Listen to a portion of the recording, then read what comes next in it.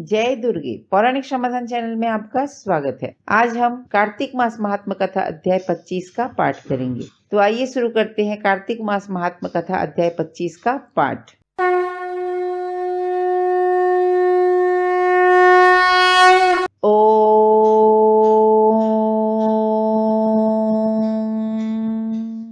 श्री गणेशाय नमः।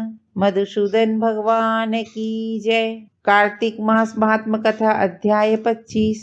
धर्मदत्त जी का कथन। 24वीं अध्याय कथा का आगे वर्णन सुनिए। तीर्थ में दान और व्रत आदि सत्कर्म करने से मनुष्य के पाप नष्ट हो जाते हैं, परंतु तू तो प्रेत के शरीर में है, अतः उन कर्मों को करने की अधिकारिणी नहीं है। इसीलिए मैंने जन्म से लेकर अब तक जो कार्तिक का व्रत किया है उसके पुण्य का आधा भाग मैं तुझे देता हूँ, तू उसी से सदगति को प्राप्त हो जा। इस प्रकार कहकर धर्मदत्त ने द्वादशाक्षर मंत्र का श्रवण कराते हुए तुलसी मिश्रित जल से जो ही उसका अभिषेक किया, त्यों ही वह प्रेत योनि से मुक्त हो प्रज्वलित अग्निशिखा के समान तेजस्विनी एवं दिव्य रूप धारिणी देवी हो गई और सौंदर्य में लक्ष्मी जी की समानता करने लगी। तदनंतर उसने भूमि पर दंड की भांति गिरकर ब्राह्मण देवता को प्रणाम किया और हर्षित होकर गदगद वाणी में कहा, हे द्विज श्रेष्ठ, आपके प्रसाद से आज मैं इस नरक से छुटकारा पा गई। मैं तो पाप के समुद्र में डूब रही थी और आप मेरे लिए नौका के समान हो गए।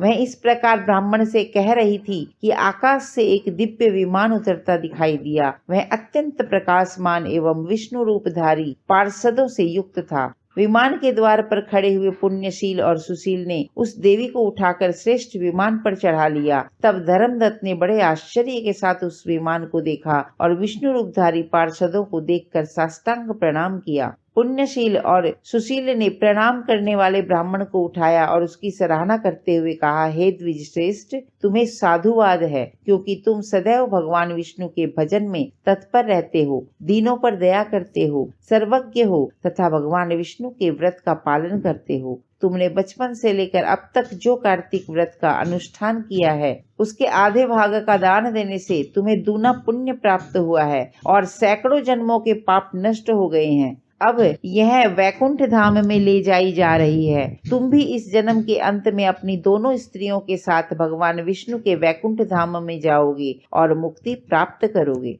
धर्मदत्त, जिन्होंने तुम्हारे समान भक्ति पूर्वक भगवान विष्णु की आराधना की है, वे धन्य और कृतकृत्य हैं। इस संसार में उन्हीं का जन्म सफल है। भली भांति आराधना करने पर भगवान विष्णु देहधारी प्राणियों को क्या नहीं देते हैं। उन्होंने ही उत्तानपाद के पुत्र को पूर्व काल में ध्रुव पद पर स्थापित किया था।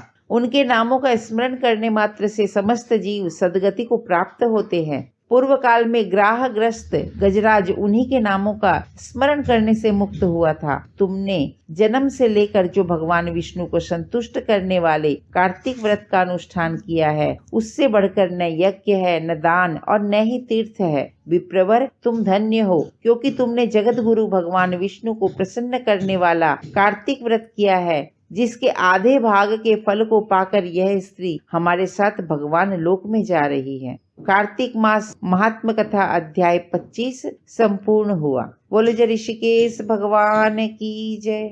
आज के लिए इतना ही। अगर आपको यह वीडियो अच्छी लगी हो तो इस वीडियो को लाइक व शेयर करें। आपके अपने चैनल पौराणिक समाधान को सब्सक्राइब अवश्य करें। बेल आइकन को दबाना न भूलें, जिससे कि हमारी आने वाली वीडियो की जानकारी आपको मिलती रहे। हमारी इस वीडियो या आगे आने वाली वीडियो या किसी भी वीडियो के संबंध में कोई भी जानकारी या सुझाव देना हो तो हमें कमेंट बॉक्स में लिख करके अवश्य बताएं। हमारी वीडियोस आपको कैसी लगती हैं यह भी कमेंट करके हमें अवश्य बताएं, जिससे कि हमें आगे वीडियो बनाने के लिए हमारा मनोबल बढ़ता रहे। माँ भगवती की कृपा आप सभी भक्तजनों पर सदैव बनी रहे। जय दुर्गे।